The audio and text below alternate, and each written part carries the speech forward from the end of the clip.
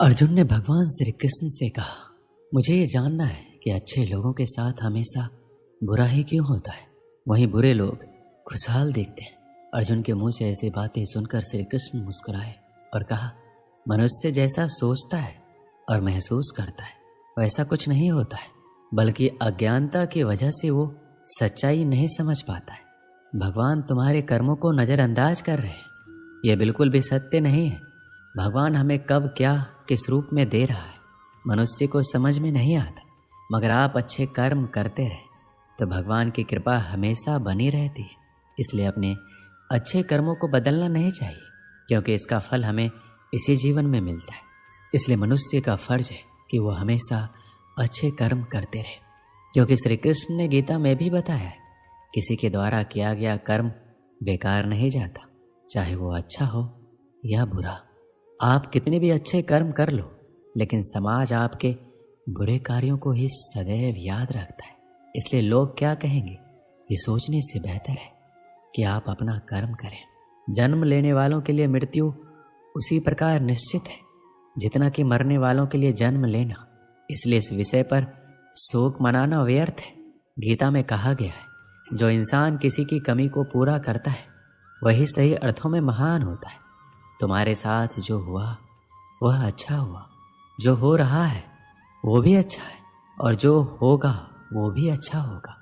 गीता के अनुसार जिंदगी में हम कितने सही हैं और कितने गलत हैं ये केवल दो लोग ही जानते हैं, एक परमात्मा और एक दूसरी अंतरात्मा। जब तक शरीर है तब तक कमजोरियां तो रहेगी ही, इसलिए कमजोरियों की चिंता छोड़ो और जो सही कर्म है उस पर अपना ध्यान लगाओ।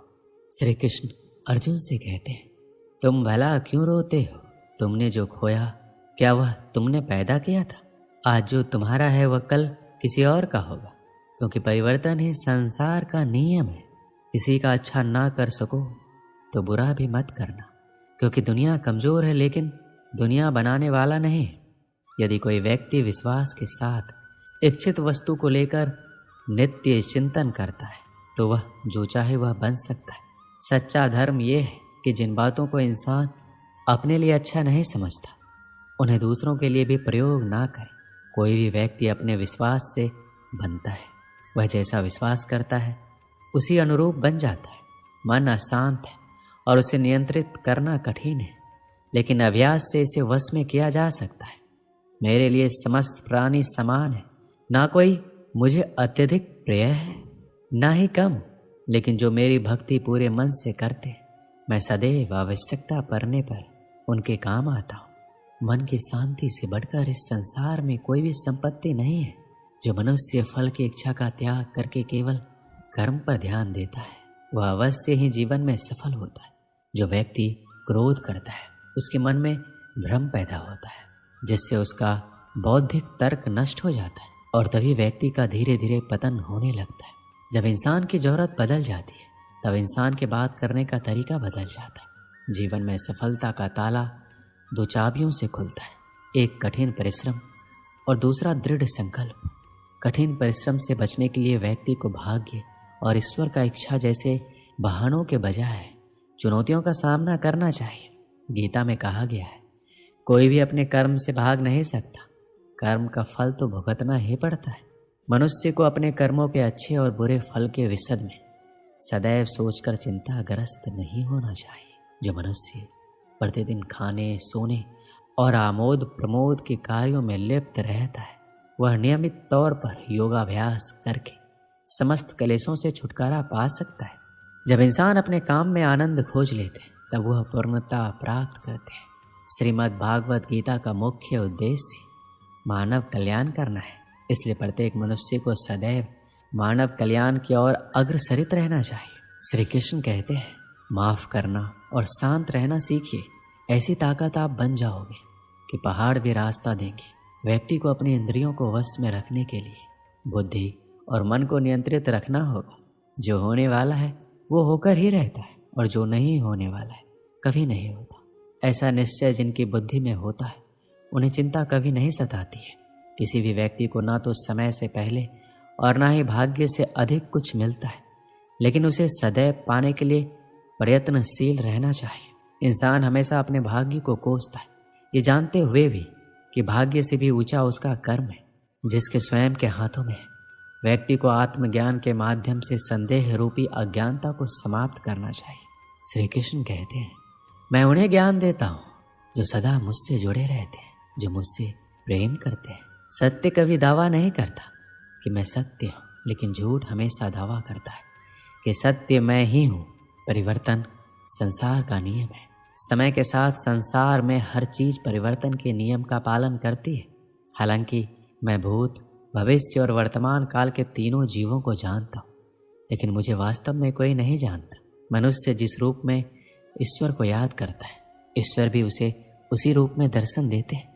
सज्जन व्यक्तियों को सदैव अच्छा व्यवहार करना चाहिए, क्योंकि इन्हीं के पद चिन्हों पर समान व्यक्ति अपने रास्ते चुनता है। जो मनुष्य जिस देवता की विश्वास के साथ भक्ति करता है, मैं उस व्यक्ति को उसी देवता में दृढ़ता बढ़ा देता हूँ। सभी काम छोड़कर बस भगवान में पूर्ण रूप से समर्पित हो जाओ, मैं तुम्हें सभी पापों से मुक्त कर दूंगा। मैं सभी प्राणियों के हृदय में विद्वान हूँ। जो व्यक्ति मृत्यु के दौरान मेरा नाम लेता है, वह सदैव मेरे ही धाम को प्राप्त होता है। तुम बिना किसी कारण के चिंता करते और बेवजह घबराते हो। तुम तो आत्मा हो, जिसे ना तो कोई मार सकता है और ना ही जला सकता है। यही जीवन की सच्चाई है, जिसे प्रत्येक व्यक्ति को जानना चाहिए। ना तो ये शरीर तुम्हारा है, ना ही तुम इस शरीर के मालिक हो। ये शरीर 5 तत्वों से बना है, आग, जल, वायु, पृथ्वी और आकाश। एक दिन ये शरीर इन्हीं 5 तत्वों में विलीन हो जाएगा। श्री कृष्ण कहते हैं, जीवन में समय चाहे जैसा भी हो, अपनों का साथ बड़ा आवश्यक होता है। सुख हो तो बढ़ जाता है, दुख हो तो बढ़ जाता है। अपनों के साथ समय कब बीत जाता है पता भी नहीं चलता। किंतु सोचिए, यदि आपको ऐसे किसी स्थान पर छोड़ दिया जाए जहां आपका कोई संबंधी ना हो, आपका कोई अपना ना हो, कोई मित्र ना हो, तो क्या होगा? एक एक क्षण कितना लंबा लगने लगेगा। तब तक लगेगा जब तक आप किसी को अपना नहीं बना लेते। अब सवाल ये उठता है, आपका अपना कौन है? वो संबंधी जिसके साथ आप रक्त से जुड़े हैं, या वो मित्र जिसके साथ आप बालपन से पले बड़े हैं, या वो सहकर्मी जिनके साथ आप काम करते हैं? नहीं, अपना वो है जो विपत्ति में काम आए। अपनों की परख समय की कसौटी पर की जाती है। स्मरण रखिएगा, अपनों के साथ समय का पता नहीं चलता, किंतु समय के साथ अपनों का पता अवश्य चलता है। एक गांव में एक पंडित रहता था। उसे अपने व्याकरण ज्ञान पर बड़ा अभिमान था। वह जिससे भी मिलता अपने व्याकरण ज्ञान का बखान करने लगता। एक दिन उसे नदी पार करने दूसरे गांव जाना था। वह नदी किनारे पहुंचा और एक नाव पर बैठ गया। नाविक नाव खेने लगा। अपनी आदत अनुसार पंडित अपने व्याकरण ज्ञान का बखान करने लगा। उसने नाविक से पूछा, क्यों, क्या तुमने व्याकरण पढ़ा है? नाविक अनपढ़ था, बोला, नहीं पंडित जी, मैं तो पढ़ा लिखा ही नहीं हूँ। मेरा परिवार तो पीढ़ियों से नाव चला रहा है। पंडित उसे नीचा दिखाकर कहा, ओह, बड़े दुख की बात है, तुमने अपना पूरा जीवन व्यर्थ कर दिया। नाविक को बहुत बुरा लगा, किंतु वह पंडित को कुछ उत्तर नहीं दे पाया। बस चुपचाप नाव खेता रहा। नाव मझधार में पहुंच गई। तभी अचानक तेज तूफान आया और नाव डगमगाने लगी। पंडित डर गया। तब नाविक ने उससे पूछा, पंडित जी, आपको तैरना आता है? घबराए पंडित ने उत्तर दिया, नहीं। तब तो पंडित जी, आपका जीवन व्यर्थ जाने वाला है, क्योंकि नाव भंवर में फंस गई है और बस डूबने वाली है। ये कहकर नाविक नाव से कूद गया। व्याकरण का पंडित नाव में बैठा रह गया। कुछ ही देर में नाव पलट गई और पंडित पानी में डूबने लगा। उसका सारा व्याकरण का ज्ञान धरा का धरा रह गया। जान बचाने के लिए वह मदद की गुहार करने लगा। तब नाविक ने उसे बचाया और किनारे पर पहुंचाया। पंडित का अभिमान चूर चूर हो चुका था। वह समझ चुका था कि अपने ज्ञान पर अभिमान नहीं करना चाहिए। इस कहानी से हमें क्या सीख मिलती? हर व्यक्ति की विभिन्न गुण होते हैं जो उनके व्यक्तित्व को आकार देते हैं। ये गुण संयमित, दयालुता, संवेदनशीलता, उद्यमिता, सामर्थ्य, आत्मनियंत्रण आदि होते हैं। हर स्थिति में व्यक्ति को अपने गुणों का सही उपयोग करना चाहिए। यदि व्यक्ति अपने गुणों का सही उपयोग करता है तो उसे आत्म संतुलन, सम्मान और सफलता मिलती है। हालांकि व्यक्ति अपने गुणों पर अधिक अभिमान करता है और उन्हें उच्चता के रूप में देखता है, तो यह सब उसके लिए हानिकारक होता है। अधिक अभिमान उसके विचारों और व्यवहार में विमान पैदा करता है, जो समाज में सामाजिक संबंधों को अशक्त बनाता है। हर व्यक्ति में कोई ना कोई गुण अवश्य होता है। परिस्थिति के अनुसार वह गुण काम आता है, इसलिए अपने गुण का अभिमान नहीं करना चाहिए।